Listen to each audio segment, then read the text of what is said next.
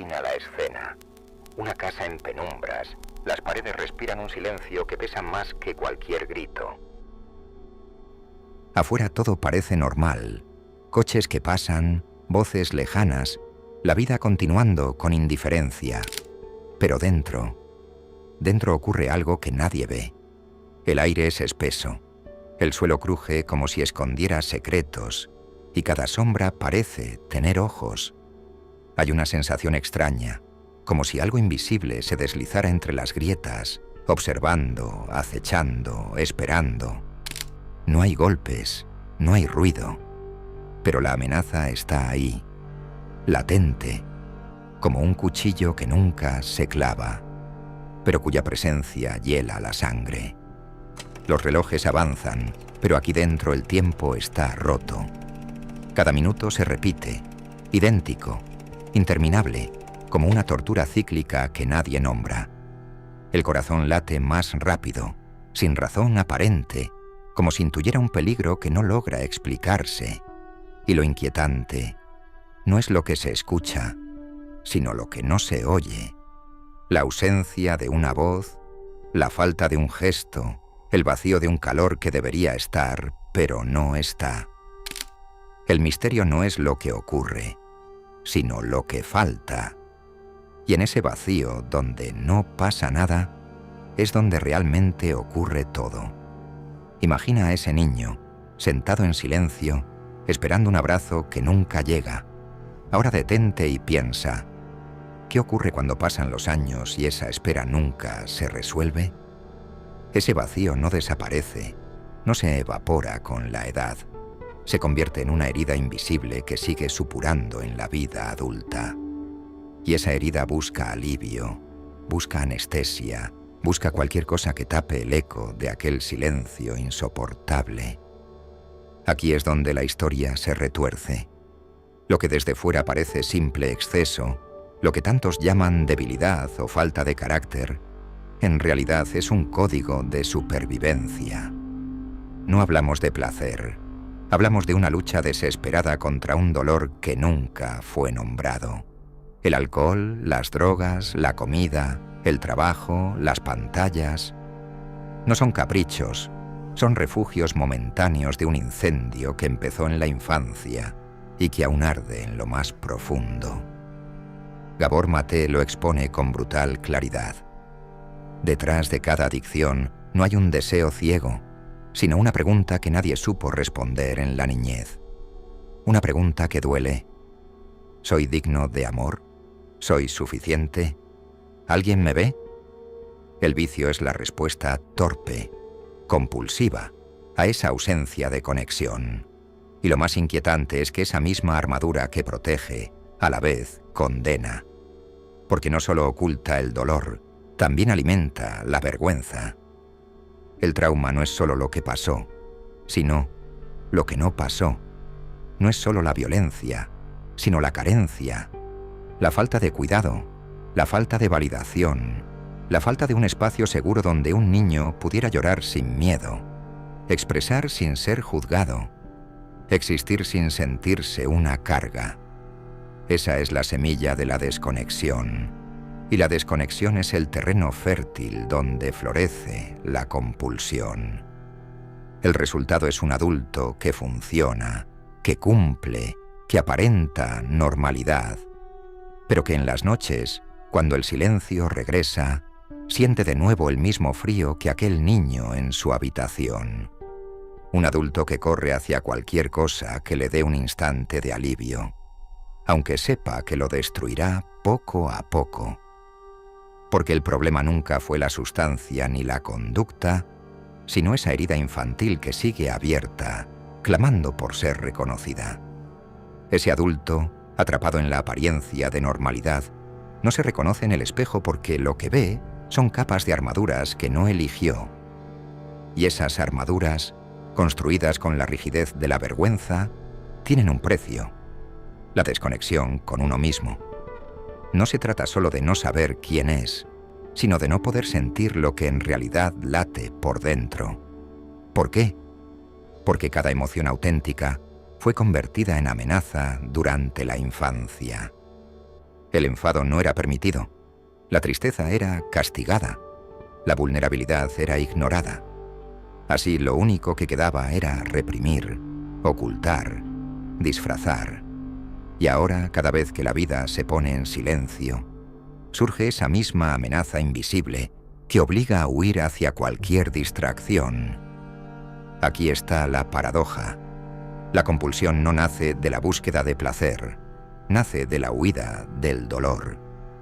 Pero esa huida nunca alcanza su meta, porque lo que persigue no está afuera, sino adentro.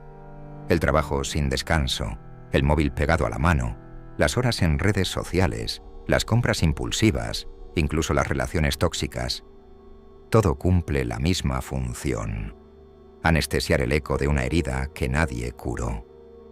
Y aunque por un momento parece funcionar, después llega la caída, el vacío más hondo, la confirmación de esa voz que susurra: no eres suficiente.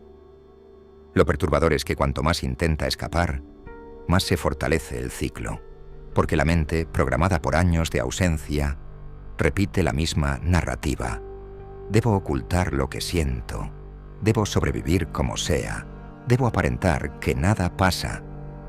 Y así, la vida se convierte en un teatro donde cada sonrisa es un disfraz y cada éxito es un intento desesperado de tapar lo que arde en las entrañas. Lo que nadie ve es que detrás de cada logro, detrás de cada momento de brillo, se esconde una sombra que sigue pidiendo lo mismo de siempre: conexión. Y es aquí donde surge la trampa más cruel. El trauma no solo deja cicatrices, sino que implanta ideas venenosas. La convicción de ser defectuoso, de no merecer amor, de ser una carga imposible de sostener. Esa narrativa se repite como un mantra silencioso, alimentando la compulsión, reforzando la vergüenza, condenando a la persona a vivir atrapada en un círculo que parece imposible de romper. Porque no importa cuánto intente dejar la sustancia o la conducta, el problema nunca fue esa sustancia ni esa conducta. El problema fue siempre la desconexión. Y lo que da miedo, lo que hiela la sangre, es que la desconexión no solo se hereda, también se transmite. Cada niño que crece en un entorno incapaz de sostener sus emociones repite la misma historia, cargando con heridas que no eran suyas y entregándoselas a la siguiente generación. Es un eco interminable, un grito ancestral que nadie escucha porque todos están demasiado ocupados anestesiándose a su manera. Y así, el dolor se disfraza de herencia familiar, como si fuera un destino inevitable. Pero lo que nadie dice, lo que casi nadie se atreve a mirar de frente, es que ese ciclo puede romperse. Y romperlo no significa fuerza de voluntad ni heroísmo. Significa lo contrario: bajar la guardia, derribar las defensas, atreverte a sentir lo que llevas enterrado desde que eras un niño. Porque la verdadera cura no está en luchar contra el síntoma, sino en abrazar la herida. No está en erradicar la conducta, sino en escuchar lo que esa conducta grita en silencio.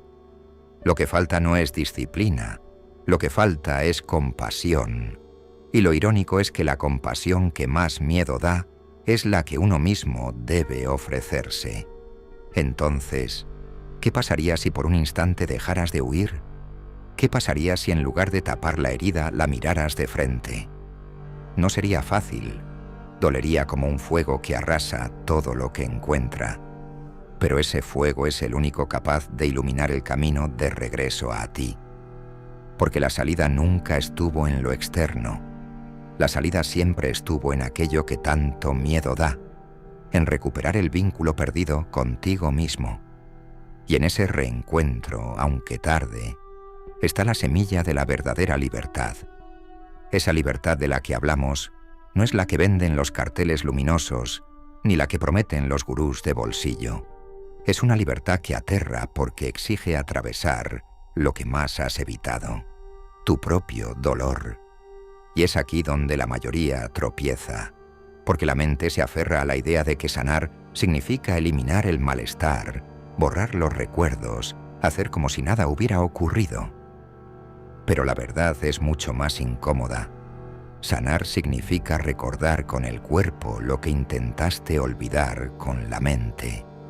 Es permitir que el temblor vuelva, que las lágrimas bajen, que la rabia contenida estalle, y aún así, permanecer ahí, sin huir, sin buscar la anestesia rápida. Lo extraño es que cuando se abre esa puerta, lo primero que aparece no es alivio, sino caos. Es como entrar en una habitación cerrada durante décadas. El polvo se levanta, el aire se vuelve irrespirable, los objetos olvidados parecen monstruos. Y sin embargo, es en ese mismo caos donde se esconde la oportunidad de integración. Porque cada recuerdo, cada sensación reprimida, no es un enemigo. Es una parte de ti que espera ser reconocida. El problema nunca fue la emoción. El problema fue el exilio. La tristeza no destruye. Lo que destruye es el silencio que la ahoga.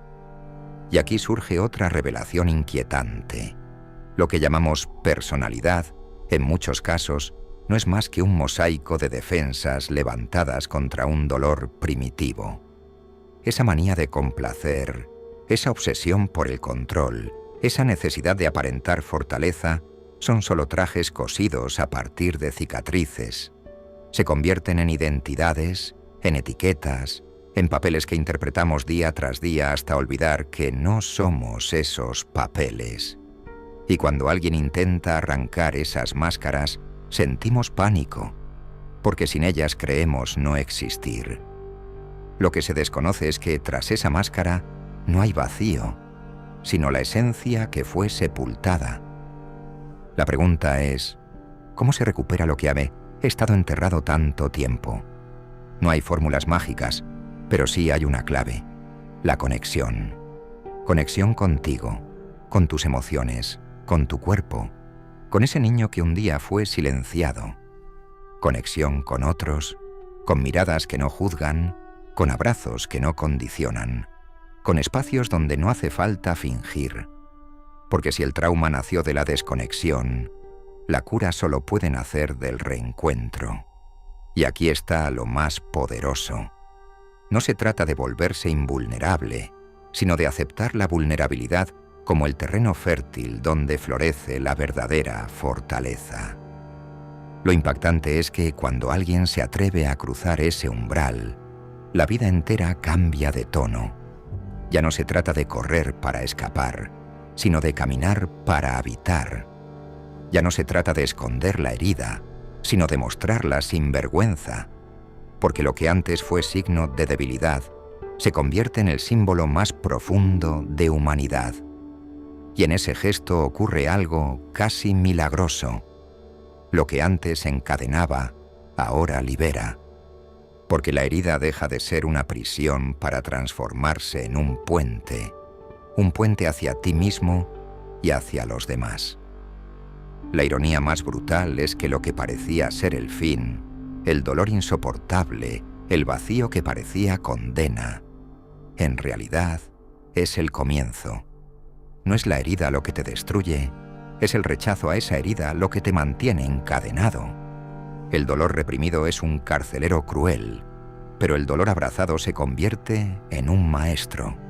Y cuando por fin lo escuchas, cuando por fin lo sostienes, lo que descubres no es destrucción, sino integración.